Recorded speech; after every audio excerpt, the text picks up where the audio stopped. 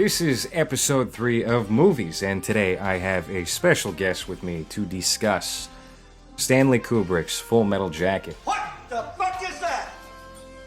What is that, Private Pile? Sir, jelly donuts, sir! A jelly donut? Sir, yes, sir! How did it get here? Sir, I took it from the mess hall, sir! We have the critical unbeliever, I would describe you as a comedian from the YouTube. Would you say that's accurate? That's the first time anybody's ever called me a comedian. I appreciate it. It means he thinks I'm funny. You've done comedy. You have a new comedy video out that's kind of critical of the Bobby Burns. Yeah. Who definitely. Yeah, you were in it. I did make an appearance in it, a brief appearance. Comedy's kind of it's in a weird spot right now, with the whole post-comedy thing, and but also I feel like stand-up comedy is dying.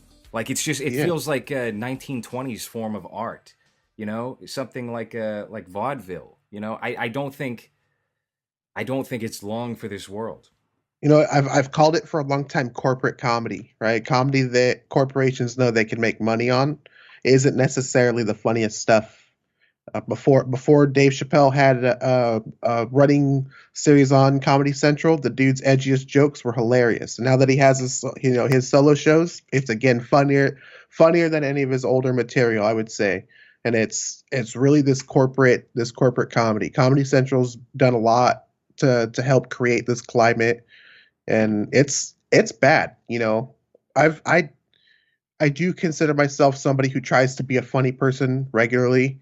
And to see the restrictions that kind of get put on people in order to break into the mainstream really was a $1 Million Extreme ousting from Adult Swim for 1,000 million reasons that just blew my mind at that. That's when I was like, we're done here. That, and then we got the Roseanne cancellation immediately. Norm Macdonald's in trouble now, and I'm surprised. I was actually shocked that Netflix did not pull his show as a result of simply being a bit sympathetic toward Roseanne and Louis C.K. for imploding their careers, or at least seemingly imploding their careers. For sure. Do you think that we're going to rebound out of this? Because it's got to go somewhere, right? I mean, is it just continually downhill from here, or are we going to see people somehow get back on an upward trajectory where this is a viable medium in some form, whether that might be stand-up or podcasting or just making videos? I think what we need is something tantamount to Monty Python's Flying Circus or the Monty Python early films, something that is 100% different from what everybody else is doing, with the intention of drawing you away from them. There's a lot of that actually, that's great, because there actually is something out there. It's called Nanette. I don't know if you've seen this Nanette. Yeah. It's truly unlike anything else I've seen before. I'll tell you that. That cannot be our future. But I think we need something that isn't just the Tim and Eric ripoffs like me, or the hey guys, I'm Louis C.K. 2.0, a little cleaner. I'm not going to trap you in my bedroom and jack off in front of you. Like we don't need that. We need something that legitimately nukes comedy the way it is for the better, rather than taking it and shaping it into something different. I don't know if we're going to wind up getting that. I would love to think so, but really, all of the recent comedy, especially, I feel like is just an evolution of something earlier. Definitely with stand-up, definitely with visual comedy, whether that be films. Really, do they even make comedy movies anymore? When was the last real comedy movie that came out in theaters? Yeah, I couldn't tell you. Was it Girls' Night with Scarlett Johansson in the Broad City? Oh my God. I don't know why that movie came to mind, but I can't think of any comedy film that really came out this year. I'm so out of the loop. What came to my head was the first Horrible Bosses film. Oh God! And that's from like 2012 that was or something. 15 years ago. Jesus, man, comedy films have just not been doing it for me for a while. What do they get? They're gonna cast Dax Shepard in it, and they're gonna be like just riff for a little while. Or who's the blonde-haired guy that just got in trouble for being a pervert from the not the IT Club, from that HBO show about the IT guys. Silicon Valley. jeez. Yeah, Are you him. talking about T.J. Miller? T.J. Miller. I feel like T.J. Miller, Dax Shepard, those guys are perfect representations for the state of comedy right now. God, Shit. T.J. Miller, he did everything wrong. That guy, he was in the like. I don't know if you saw. No, this is not a political show. Maybe I'll Sure. cut this part. But he did an interview where he's talking about how he was scolding all of his co-stars on Silicon Valley for not contributing enough to the Hillary Clinton campaign. So that happens. He quits Silicon Valley because he's got the Emoji Movie. He's about to be a big star. He's a voice actor in the Emoji Movie. And then that movie kind of bombs, right? And then he goes on a drunken bender. He's got these accusations hurled at him, and he calls in a bomb threat while he's on a train. Yeah, man. All courtesy of Unsubco. Nobody could have predicted that he would intentionally self-implode like that. I figured a coke bender, but the dude had it. He was just in a Michael Bay film. He could probably get into every Michael Bay film ever after that. You know, all you got to do is show up in one, and he'll keep calling you. You got to think oh, wait a minute. He was in Deadpool 2, and there was a discussion as to whether or not they were going to cut him. But that also brings it back to comedy, because I feel like Deadpool really was looked at as something new for the comedy and like more so superhero genre, but we haven't seen a movie like that really. Not on a grand scale. Like you can look at James Gunn's Super, where it blends comedy and dark comedy with superhero aspects or whatever, but Deadpool kind of created something new. And then with Deadpool 2, I thought they kind of shit the bed with that one personally. We kind of just redid Deadpool. Yeah, and that's how I felt. Much safer to me. Like Deadpool was kind of, I hate using this term non-ironically, kind of edgy. And then Deadpool 2 was like, okay, you know, what can we make right now that's really going to appeal to like the 12-year-old boys that are paying to see this movie? And he'll just do and say things that aren't particularly funny but are vulgar, and they think that's comedy. Like that's a big flaw with a lot of novice comedy writing is, oh, well, you know, if it's a swear or if it's a sex act, that means it's going to be funny. And that's really the direction they took Deadpool in. Also, T.J. Miller was in Ready Player One, so good for him. Still getting work. Yeah, good for him. Still, I mean, yeah, it's cool. Like some people get to clean bathrooms after they used to be the janitor at a high school. They clean the bathroom at a park. Yeah. So at least he still has a job. I think that was a voice acting gig as well. I really only see those types of roles being his income. Well, he moving can't. forward. He can't act. If he can't act, the dude's body is horrible. Like he can't keep himself on camera the right way. He just can't.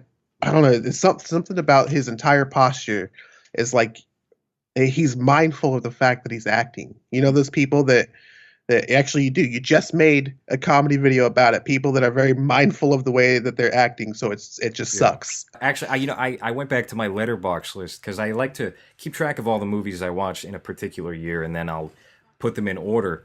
The comedy films that have come out this year were Action Point, and I was on a real Jackass kick for a second where I was introducing my girlfriend to those movies because she didn't watch any of them.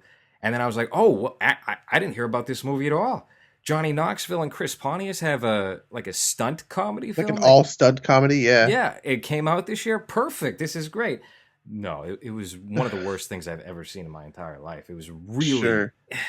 I won't even get into that. Super Troopers 2 was another comedy movie that had come out this year, and I'll tell you what, it fell victim to the same syndrome that every late comedy sequel falls victim to, where the humor is aged back in that particular era. Like Super Troopers came out in 2000. I don't know if you liked that movie or not. I did. I liked it. I thought it was funny at the time, but it was really just like that same type of comedy, and we're obviously away from that now. Humor has an expiration date of about 5 to 10 years. Right. I saw, I think, the vast majority of Super Troopers 2 before I ducked out, and it did feel like it was a copy and paste of Super Troopers, but without any of the foresight of comedy. Because even Super Troopers, give it a couple of years, and it's super funny in 2005, you know, because of the that's the way comedy evolved to really fit those guys like style. By now, maybe a little played out. It's sort of like this new Disenchanted, this new like Simpsons-esque show that's on Netflix right now. Hmm. It really feels like it's a worse version of Futurama. Like you pitch that show by saying, "Remember how we made Futurama? Well, what if it was instead in a fantasy world?" And then, okay, that's it. All right, do that exactly. It doesn't have that 2018 feel. I just noticed one film on my list that was a comedy and came out this year and has gotten zero attention whatsoever, and it was funny. It made me laugh a couple of times, which is kind of rare to do if you're a comedy film. But it was not really a great movie. The Legacy of the White-Tailed Deer Hunter, which was directed by Jody Hill, who did Eastbound and Down, Vice Principals. Great shows. Yeah, very funny shows. Vice Principals to me is kind of like the end of the comedy television era. That feels like the last chapter in that, where it was a genuinely funny show, and it wasn't afraid to make really risque jokes that could get you in trouble right now, and it had a clear beginning, middle, and end. It was almost like a movie. He put out this film this year, and it starred Josh Brolin and Danny McBride, and Danny McBride's kind of in like a peripheral role, but he's pretty funny. He's got at least one gag in the movie that involves photographs that made me fucking howl with laughter. I thought it was so funny and inappropriate. But the movie was kind of whatever, and nobody even knows it exists. It went direct to Netflix. Good idea. That's always good for your film. Yeah, but his movies haven't really seemed to connect with audiences. Did you ever see Observe and Report? Yes, I actually liked Observe and Report. Yeah. Despite I think Seth Rogen's not he's not my favorite guy. I've made fun of him in videos in the past. He's not my favorite comedy actor because I don't think he's much of a comedy actor as much as he's just a goofy sounding guy.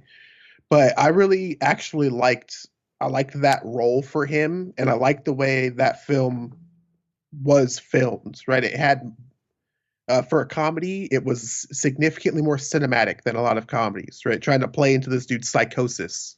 Yeah, it was like Taxi Driver mixed with Paul Blart.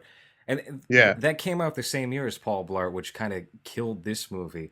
And, with Platoon and Full Metal Jacket, same case. Platoon overshadows that, but we'll get into that movie. Anyway, let's stop talking about comedy. We'll start talking about Full Metal Jacket. You're a real comedian. Well, they call me the Joker. Well, I got a joke for you. I'm gonna tear you a new asshole. Full Metal Jacket, Stanley Kubrick's penultimate film.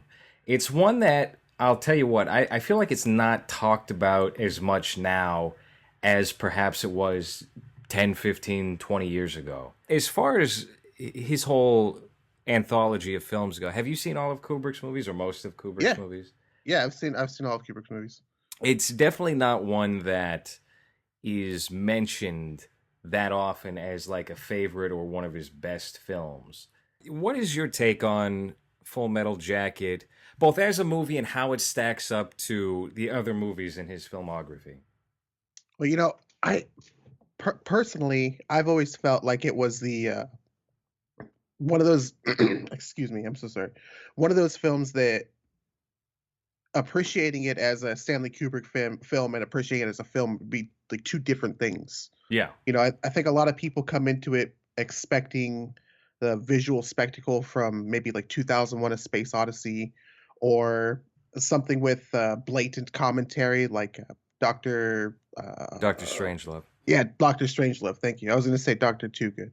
Like Dr. Strangelove, something like within those two dynamics, but instead you get a visually interesting film that only uses so much of the color palette, and a social commentary that's hidden within it. That one quick view through the film it's not gonna stand out as the core of the film, but watching it 2 or 3 times, or even 5 years, 10 years later, especially after another conflict has happened, you really get a sense of the narrative he's trying to tell, like that bigger story he's trying to deliver with Full Metal Jacket. So I get why people might not think of it as one of Stanley Kubrick's top films, and it's probably not. It's obviously not in his top 5, but it's not the low point of his career by any means. It's not, and it's certainly not a bad movie, obviously. But I think it stacks up well with other films. It's just not the same. It's not the same Kubrick that you might get from, like I said, like 2001: A Space Odyssey. It really visually stunning, comparatively. Right. And what's interesting is I don't think it got the attention it deserved at the time because it was coming right off of the heels of Platoon. Platoon had won Best Picture it came out in 86. The Academy Awards was probably in 87, which is the same year that Full Metal Jacket was released. Yeah. So I think some of the buzz had died down about this movie as a result of that. And also, The Shining at the time was not a big hit. That got critically panned back in, what was it, 1980 it came out? And it was looked at as kind of a flop. Right. So Kubrick was not really at the pinnacle of his career. And before that, Barry Lyndon even though it got awards nominations, that was not really looked at with the same kind of eyes as Lolita or Dr. Strangelove. What's interesting that you touched on was his commentary in this movie, because he seems, if you look over his filmography, he clearly has some kind of preoccupation with just the concept of war. And you look at Paths of Glory, you look at Dr. Strangelove, you look at this movie, and it highlights all these darker aspects to war that maybe, were not as shown at the time, especially, with Dr. Strangelove back in the 60s, kind of condemning men in power, the people who decide to make these wars happen. But I don't really get a condemnation of war from this movie, right, which is what's interesting to me. It's not that obvious, I guess, is what I'm getting at here. Yeah, I would sorry, I would have to agree, because it's really not so much a condemnation of war as much as it is just an explanation of a pretty common event in war. A lot of times, especially war movies, if you think like Platoon or even Deer Hunter, those are really isolated situations that don't happen to everybody. Everything about Full Metal Jacket is, and definitely feels like, run of the mill regular Vietnam. This is the Vietnam you might have experienced if you lived. Yes. Right. And it's contrast to other films at the time. If you think the opening shot of Platoon, Charlie Sheen Taylor getting off of the plane, walking by body bags and seasoned soldiers that are mocking them as they walk by, compared to the scene of guys getting their head shaved to a 1960s country song, the opening scene of Full Metal Jacket. Yeah. It should tell you that the story he's trying to tell isn't, hey, things get blown up and people get hurt in war, but really the mental progress that goes from whoever you are when you show up. You show up, you're whoever you are, a nice guy from Minnesota, you end up being just another grunt walking around in Vietnam in front of burning buildings, having just shot somebody. Right. Like that, and that path is really more interesting of a narrative coming from Kubrick than it would have other people. You had mentioned leading up to this podcast that you were kind of looking into the background of the film and interviews with the stars Matthew Modine and Vincent D'onofrio. And I had read, I didn't read, I listened to the audiobook of an app that was essentially a book that was, it was a memoir that Matthew Modine put out through an app. And they recently did an audiobook called Full Metal Jacket Diary that basically documented him getting cast in the role of Joker up until the film's conclusion, and even the short amount of time before Stanley Kubrick's death, where he tried to get in touch with Kubrick as he was working on Eyes Wide Shut, and he wound up dying like 2 weeks later or something like that. Did you pick up anything interesting from the interviews? Were they recent interviews, or were they from back around the time of the premiere, or what did you wind up gathering? The most recent ones that I watched were probably post 2000, but there's a one from, I wouldn't say the mid 90s, where Matthew Modine talks about how he didn't get cast because of the reel that he sent Stanley Kubrick, where Rumor has it that it would have been hundreds of other actors that sent reels to Stanley Kubrick when they found out that he was doing this Vietnam film.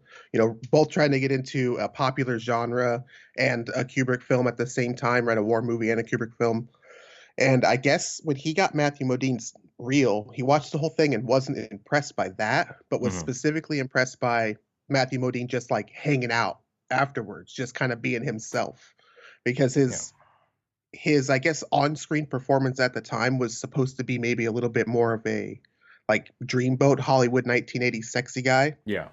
And that was his natural persona was the opposite of that. He came off a little bit more hardened than he acted. And that's what really drew Stanley Kubrick to it. And then Vincent D'onofrio, he has a story of Kubrick saying, I really like you because of his build and the way he could project his voice in certain situations. But he wanted him to put on some weight. So Vincent D'onofrio put on 60 pounds and contacted Kubrick again, said, hey, I put on 60 pounds. And he said, well, you look big, but you look like you'd kick everybody's ass. I need you to look fat. So he put on another 20 pounds. Yeah.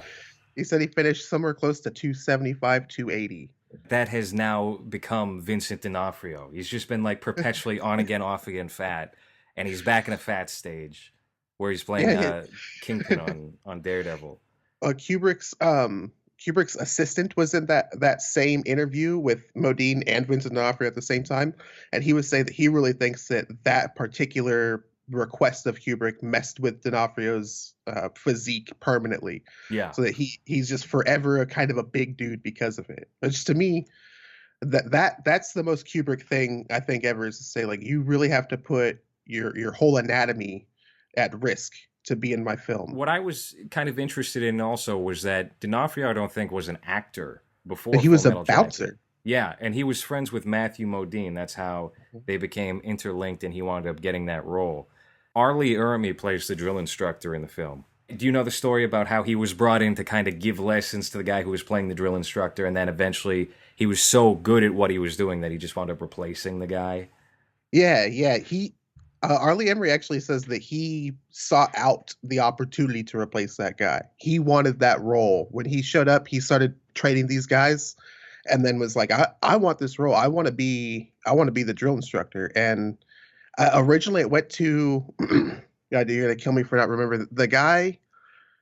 Who's on the Huey with them, and he's shooting the Vietnamese chicks and the guy in the chopper.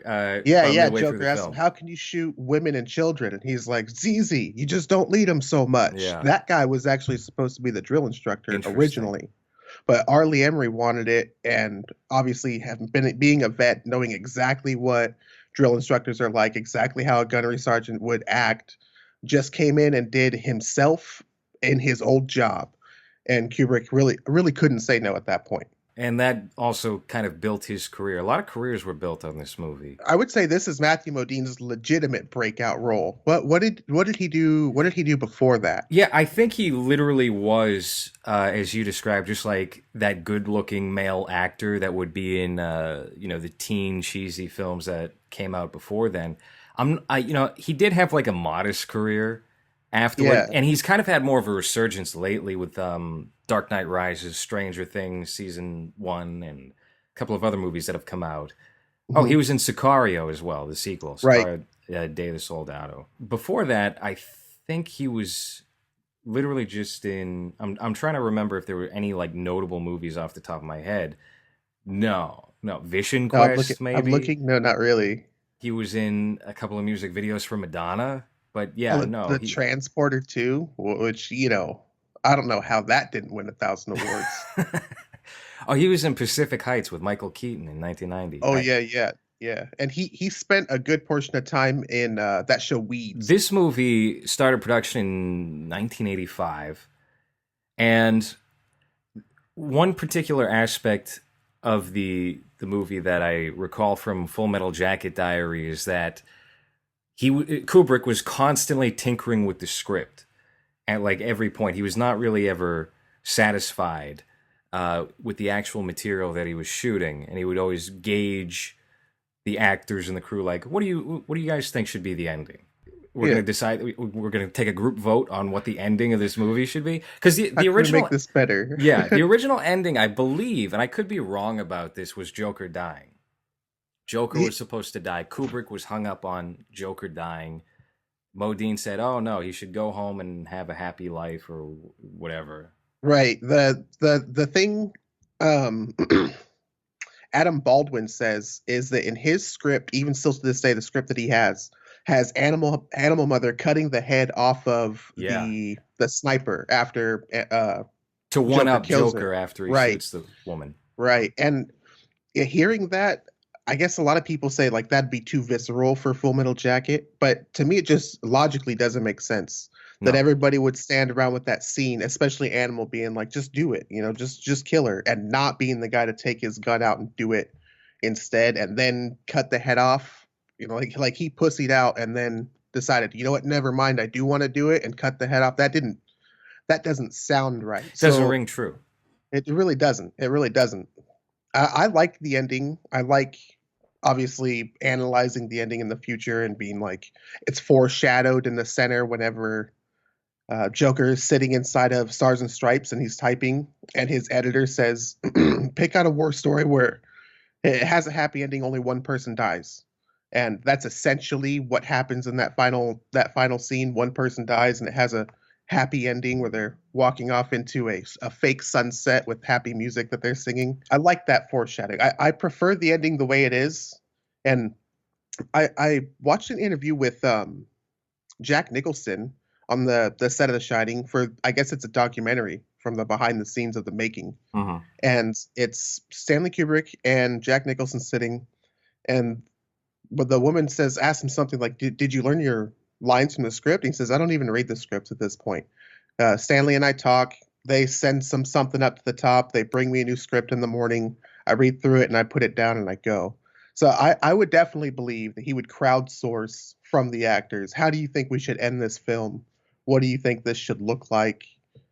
And you could see him doing it with Jack Nicholson in The Shining too. Like he asked him, do you think it'd be good if I stand underneath you? Yeah. Gets under. He's gotten such a reputation for being this meticulous director, and he isn't, he's a contradiction, because on one hand, like you will hear those stories about 70 takes in a day for one minuscule scene. And at the same time, he's making a lot of it up as he goes along. And Full Metal Jacket's definitely a case of that. And as you said before, The Shining, like they tried so many different takes of him chopping that door in and delivering one line after another. Here's Johnny was improvised by Nicholson probably after 30 takes or something like that. And that's the one that worked. Are you familiar at all with The Short Timers, which is the book that this movie's based on? Oh, no, I'm not actually. I think I watched a brief synopsis on it, but I've not read anything of it, to be honest. I've been trying to find this book all over the internet, and I can't find. Like, all right, well, here's the thing. I can't really sit down and read anymore. My fucking brain has been spoiled by the internet, so I have to listen to audiobooks in order to take in any kind of literary whatever. And there's nothing on this book. But it was apparently a semi-autobiographical novel by a former Marine. They took this and just mangled it into Full Metal Jacket. I don't know how much it actually translates over. I know how Kubrick came across it. I know that at the time, I want to say right in 1980, he really wanted to make, I think he just canned a Napoleon film that he was thinking about. Maybe that was a little bit later. I think you would know. Napoleon was all throughout the 60s, the 70s, and he kind of put the kibosh on that project in, I want to say, the early 1980s. Because he was ready to go with it. They got all the wardrobe. They were scouting locations. Nicholson was going to play Napoleon.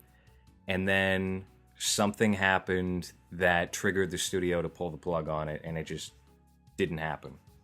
It's because, as far as I recall, it was around that same time he asked, again, this would be his assistant. I wish I knew this guy's name. I looked for it for a long time. Is it Leon Vitali? Yes, Leon Vitali. He said, find me a book, find me a war story that's less about war and more about the story, something to that effect. That dude adds a lot of drama to the conversations that he has with Stanley. And that was the book he brought back to him. And I guess Stanley was just enamored with it, loved it, liked everything about it, and really wanted to base his story off of that boots on the ground, that grunt style. And back to what I was saying about the color palette, that realistic, like really olive drab everything, and then not really color correcting it to give you any bright visuals, and just using almost totally natural light. Yeah. That's something that feels like it's pulled more out of a book put onto film rather than just something made up for a movie. It gives that honest aesthetic that you would imagine in your head when you're reading through a book. You can kind of, if you look at things like that, you can kind of see where it's been adapted from actual literature. Yeah. That's an interesting observation. And I don't think I directly noticed the color palette before, but it does have a distinctly different look to it than other war movies. And I had ascribed that to maybe it being a set, because Kubrick never really left England. So they would just build up these cities and jungles and everything else right in, what limited studio lots that they had. But yeah, you think about like Platoon, and it's popping with color. It's taking advantage of the location. Absolutely. Even, Apocalypse Now. But yeah, this movie definitely has just kind of a straight drab look to it. It really sets the tone for the film.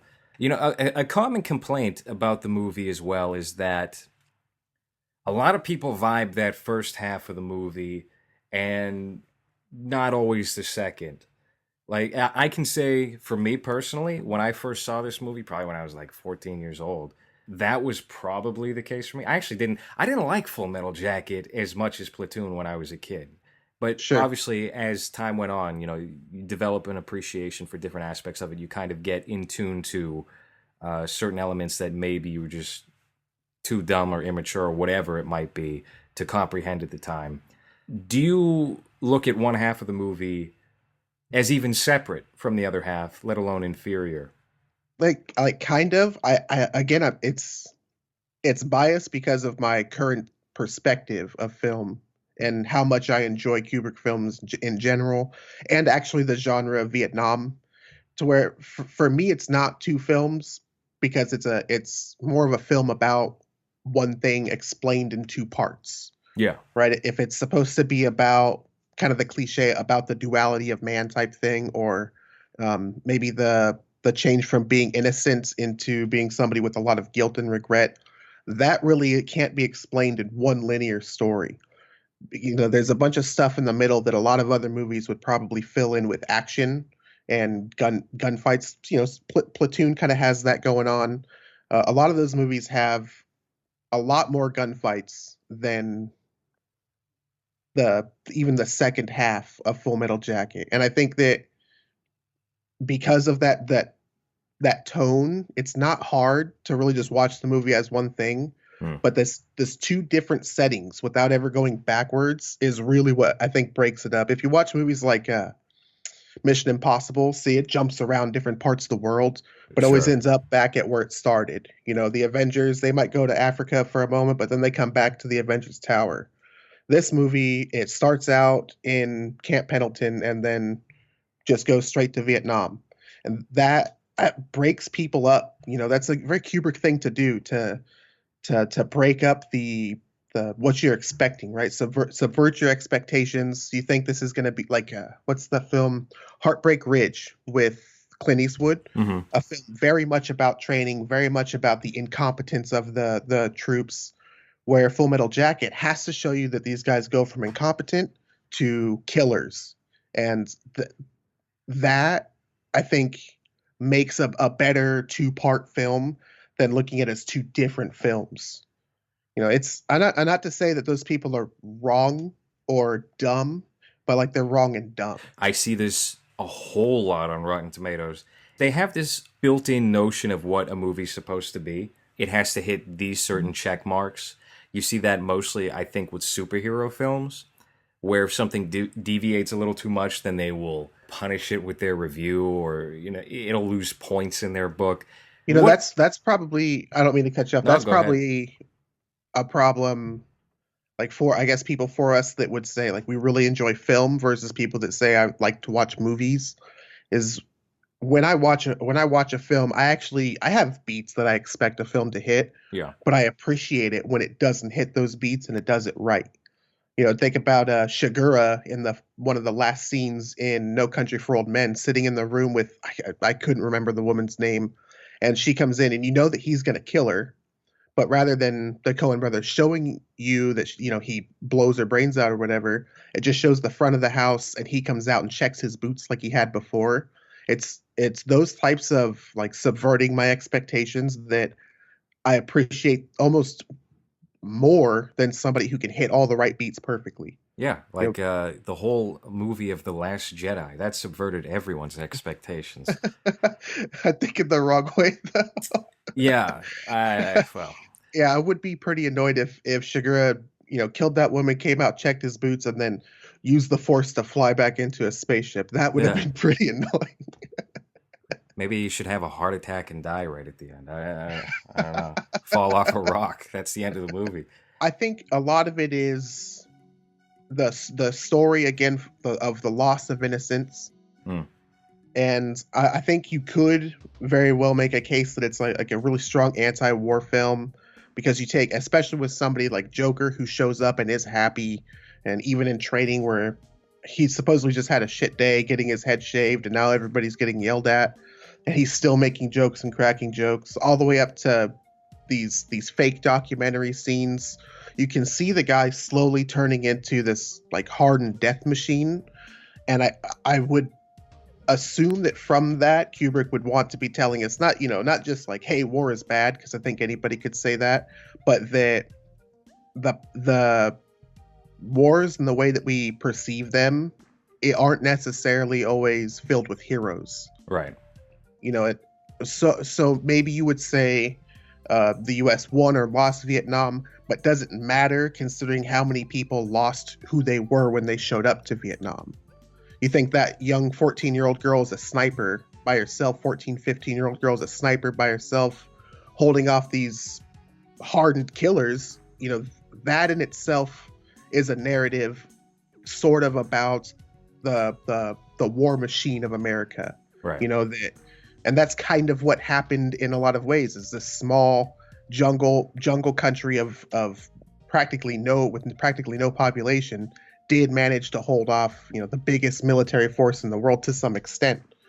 And it gets explained so many times that these aren't the good guys. Just because you're watching a movie about the winning team or who you think is the good guys, they're not really the good guys. Yeah, they don't really set up any kind of narrative for the audience to follow, outside of, if you weren't an American citizen or you knew nothing at all about the Vietnam War and you just go into Full Metal Jacket, like there's no real incentive for them to be going after the people, the Vietnamese.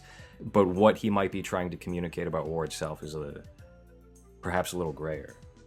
Yeah, because I think if you look at movies like Platoon, right, it has these strong bits of Americana. If you look at, again, Deer Hunter, it kind of explains these guys maybe went through more than you might think of. These guys maybe had extra turmoils. That's the point of the 40-yard stare and all that stuff. I think maybe Kubrick intends for some films to have more than one narrative and more than one interpretation.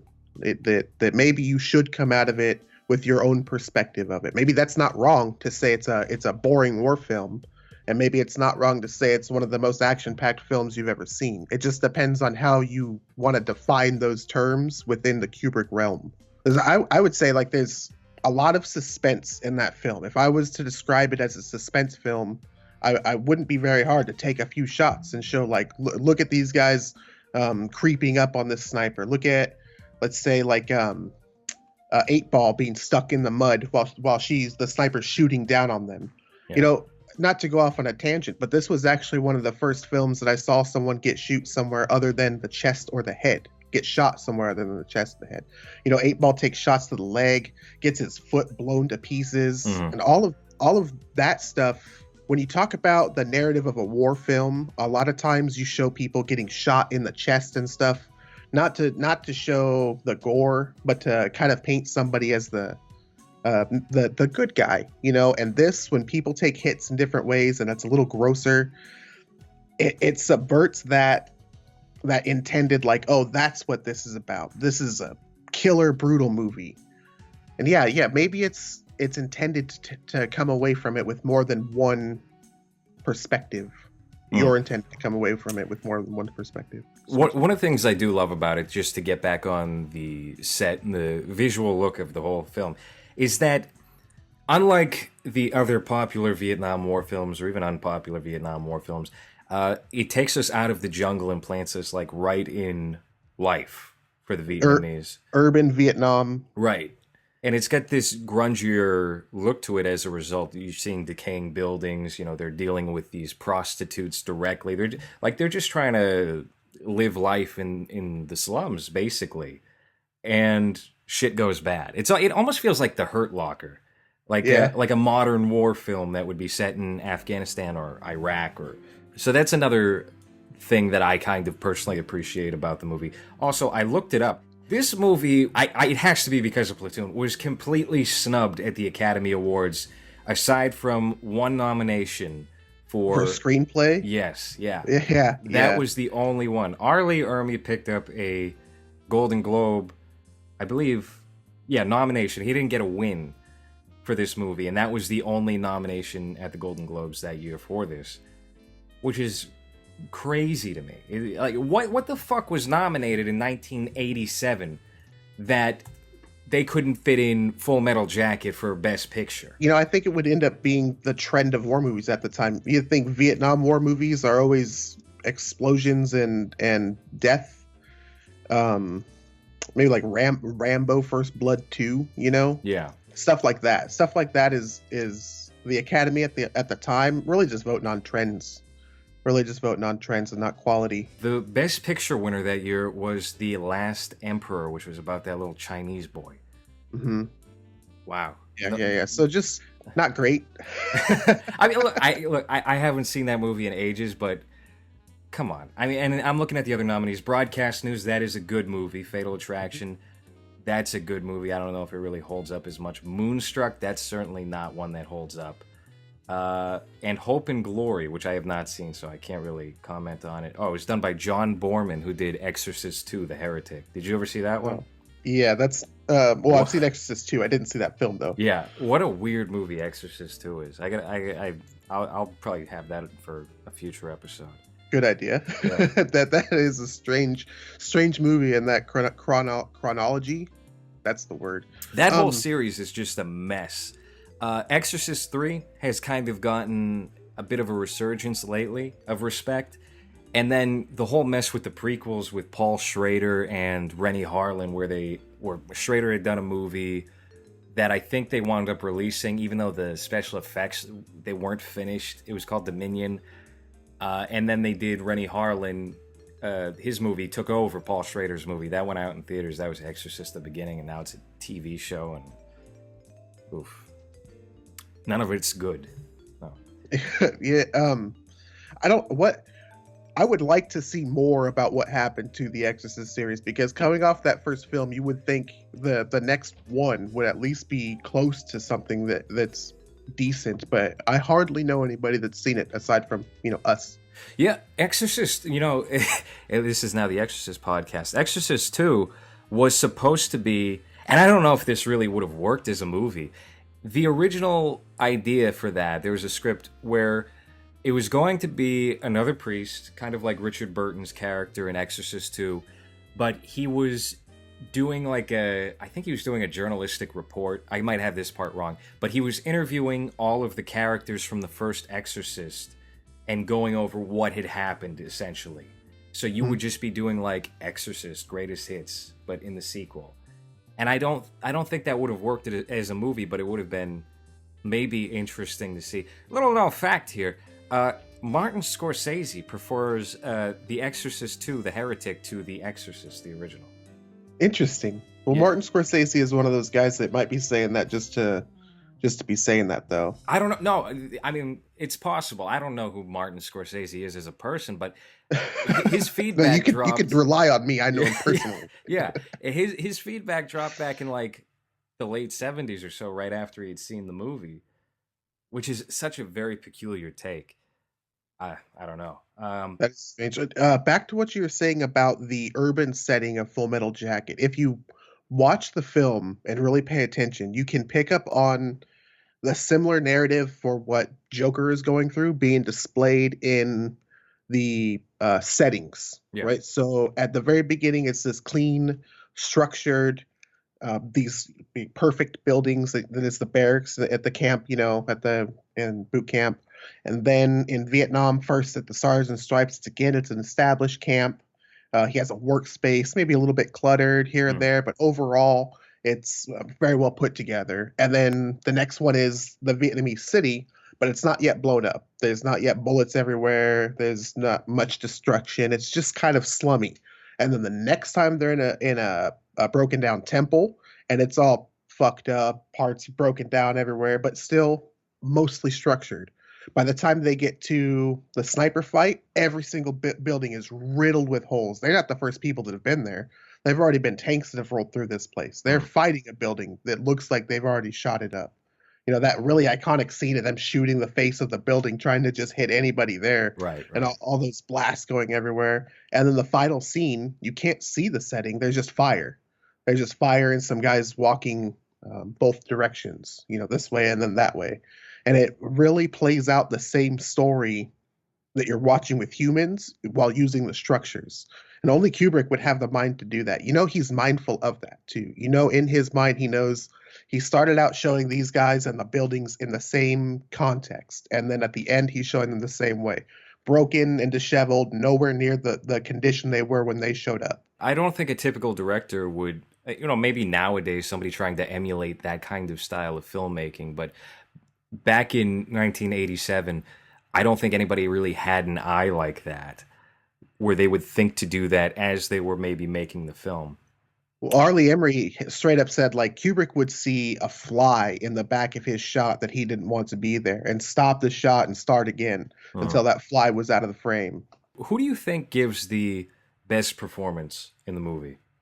I think Vincent D'onofrio Vincent D'onofrio has got to be the most interesting character from it, and that's just solely from his performance. Private Pile has the most change that happens to him, which personally I enjoy in a film, is when a character goes through a lot of change. He has the most trauma invoked on him personally through multiple different scenes, and his breakdown isn't over the course of the whole movie. It happens within a few short minutes in the final part of the first act and culminates in, one of the more iconic scenes in film history by itself. Disaster. Right. That rapid evolution there. Yeah, I think I would have to agree with you that D'Onofrio's performance is just, and not to take away from anybody else in the movie, but really next level. Him and Arlie Ermy, maybe that's part of the reason why a lot of people feel kind of betrayed as they get into the second half, because you do lose those two tent poles of that opening, and you just have to carry on with Joker. And again, nothing against Matthew Modine, but compared to some of the other characters in the film, it is definitely like How I Met Your Mother syndrome, where maybe he's not the most interesting, the lead character's not as compelling as some of the sides there, but D'Onofrio's amazing, especially for a starter role. And I feel like that character is so familiar. Like I think back to like high school, and I definitely knew a guy that was Private Pile, who would just he was a fat tub of lard and got picked on all the time, didn't do a goddamn thing about it, didn't really ever stick up for himself, just kept taking it, and he's probably plotting his revenge right now. Well, I like to talk how movies kind of create a bit of a meta. Like movies super influential, excuse me, and they kind of create a bit of a meta. And in our minds, after Columbine, if you had a certain look, rather than referring to somebody as like, oh, that dude looks like he would do some, kill a cat like on Gummo. The thing that you would probably reference is that guy looks like he would shoot up a school. If they had that look, maybe that Columbine-esque aesthetic. Right. Well, like with Private Pile, that's so iconic. As soon as you get that guy, that super loner, maybe a little bit pudgy, that other people pick on really for no reason, it's Vincent D'Onofrio's Private Pile that you put in your head for that guy. Yeah. The outcome is always that he would kill somebody and himself because he's gone crazy. Yeah. His character really does represent just the most defenseless. He's kind of a nice guy. He's a character clearly a bit off, not necessarily in a bad way, but just really isn't used to taking care of himself. And that fucks up everybody. The others, like animals, they just sense the weakness and pounce on him, and everything goes wrong as a result. Well, and again, it's another one. This is one thing that I love about Kubrick is it's another time that he explains the whole story of the film with just one thing. So he's done it with the setting. He's done it with Joker. But now he takes just the character of Private Pile and takes him from the most innocent. I mean, the dude's Arlie Emery comes and punches him in the solar plex and then tells him to get on his knees and choke himself. And he kind of smiles when he goes to choke himself. Yeah, he's always got he's got a dopey grin throughout like 3/4 of his time on screen. Yep. And then it never reaches that middle point where he just looks like he's blank stared like everybody else. It goes from dopey grin to extreme, this dude's about to snap 40-yard stare instantly, which is kind of what you expect to come out of the Lost Hog Squad at the end of the film. You would imagine back on their way home, they're all pretty close to what Private Pile was back in the latrine that one time. Yeah. Where does this movie, I'll bring it back to the original question, where does this movie stack up for you as far as Kubrick's filmography? Would you say that this is one of his better films? And if not, then what trounces this? And the thing about him is he's only directed 12, 13 movies. Full Metal Jacket for me would probably be more bottom tier or low middle. Well, Kubrick being such a good director and having only so many films that each one is basically top tier for what they are, and not very many films are better than what he's done, but he puts out better films than what he's done. Yeah, it's not hard to maybe rank it a little bit lower. For me personally, I get a lot out of that film. Like I rank it pretty high. Definitely below 2001 or The Shining. Pretty much. Yeah, no, I don't disagree. I think you got it in a pretty good spot. Going through a list of Kubrick films in my mind, it's really good, better than a lot of other films. Absolutely. But within Kubrick's discography, it's not one of his greatest.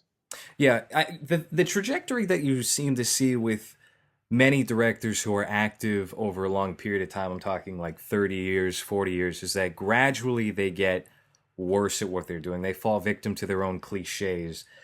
I don't think that's the case with Kubrick. I think you could probably make an argument that he did maybe get weaker toward the end of his career, but I don't even know. I don't think I subscribe to that belief necessarily. I think Eyes Wide Shut is, even though he lost control of that movie because he died before it wrapped production properly, I would rank that probably a little bit higher than this one. And I think The Shining is obviously great. For me, his weakest movies are his earliest films. Something like Fear and Desire was his first proper movie, and that was kind of a mess. But even that's better than a lot of, if you rank that against any other director's early films, it's gonna outdo it. Yeah, I definitely think Paths of Glory, right, is better than Full Metal Jacket. I would personally put Paths of Glory as his best film. Really? Yeah. All right. Well, for me, I think 2001.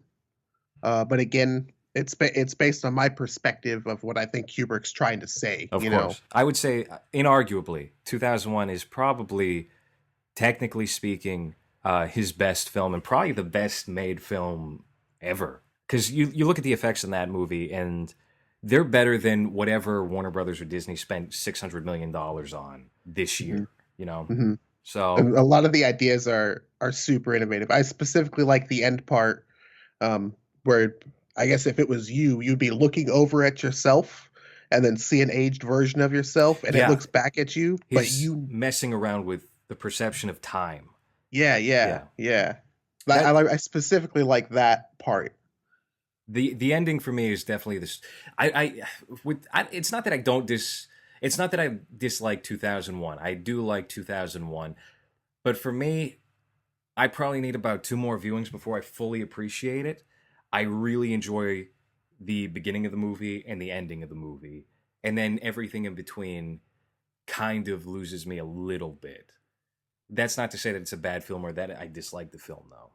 But just to put a pin in Full Metal Jacket, do you have any like final thoughts on the movie? Or For me, I think it's one of the better war movies of the time, and I think it does a great job of explaining without all the extra narrative stuff. I think it does a good job of explaining the Vietnam War without relying on blood packs and special effects for gunfights. Yeah, I think it's definitely a film most people should see.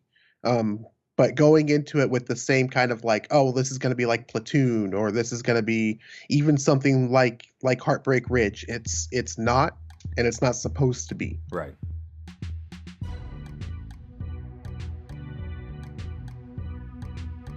You can find me at Unbeliever Media channel on YouTube.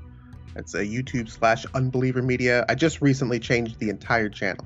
It's been a great conversation here. We've done kind of an extended episode. Thanks again for popping on, and we'll do another one of these soon, probably. Great. Thanks for having me.